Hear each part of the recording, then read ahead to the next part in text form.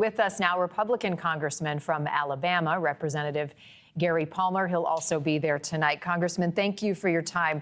Let's start with the concern about inflation and these new tariffs. I know that many of your constituents are worried about grocery prices. We've seen eggs go up. How much will chicken cost? What if I'm going to go buy a new car? How do you expect the president to address those concerns tonight?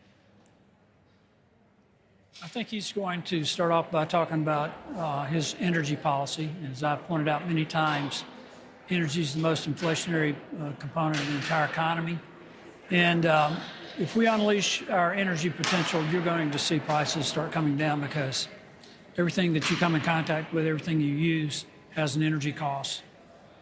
Do you agree with the president that there may be some short-term pain, however, for Americans before they see a long-term change?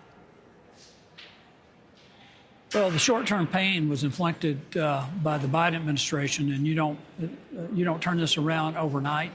So I think one of the things that you'll see when we really unleash the energy policy or release the energy policy, you'll start seeing it impact energy futures. But it's going to take a while to bring this down. You look at what the Democratic Congress did the first 2 years of the Biden administration. They added almost $10 trillion in new spending. And it's going to take a while, but we're going to get there.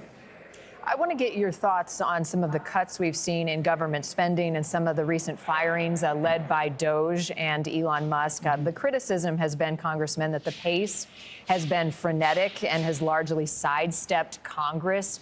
Is that a fair criticism, and how will the president address that in tone tonight?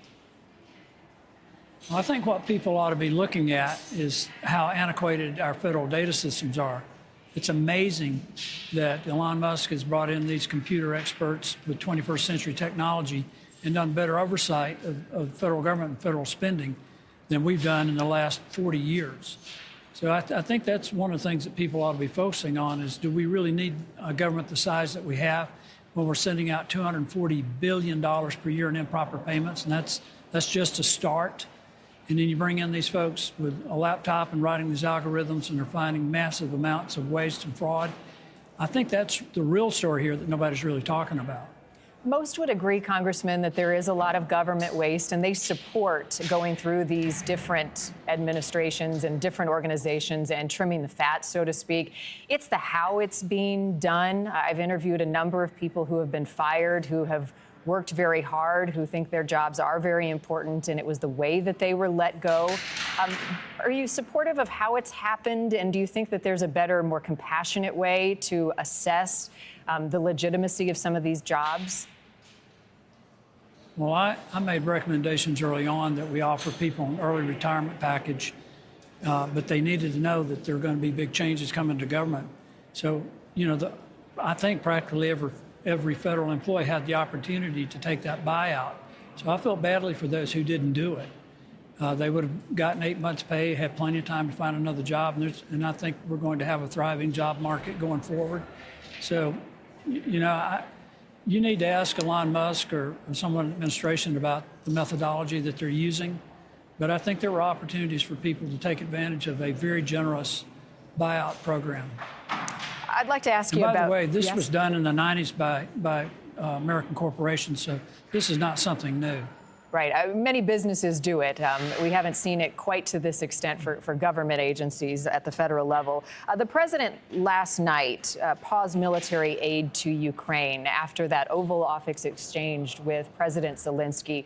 Do you support pausing aid for Ukraine at this point, 3 years into Russia's invasion? Well, I really hope that they're able to come back to the table, and I'm hoping that the president's actions is going to motivate Zelensky to come back and work with us. I think the deal is still on the table and could be signed. I think that's the way to do it. I think the American public has made it very clear that they don't want to be funding somebody else's war. We're not going to be spending more money or giving away weapons.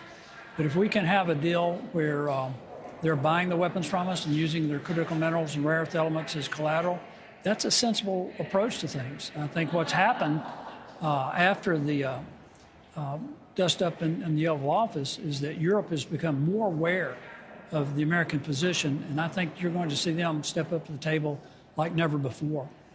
The president's crackdown on immigration has been apparent in the last several weeks. We've seen numbers at the border go down. This week, mayors from several big sanctuary cities across the country will be in Washington, D.C. You will be in a position to ask them questions about their policies.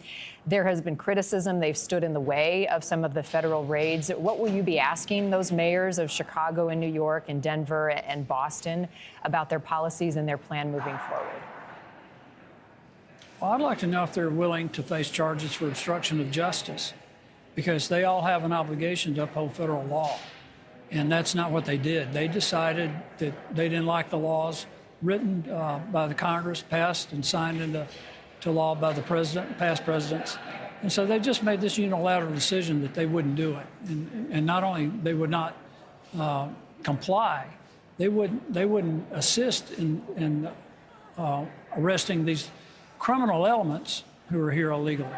What Tom Homan and his team are doing right now, they're going after the cartel members, the gangbangers, the ones who have committed violence. Some of whom are in jail now.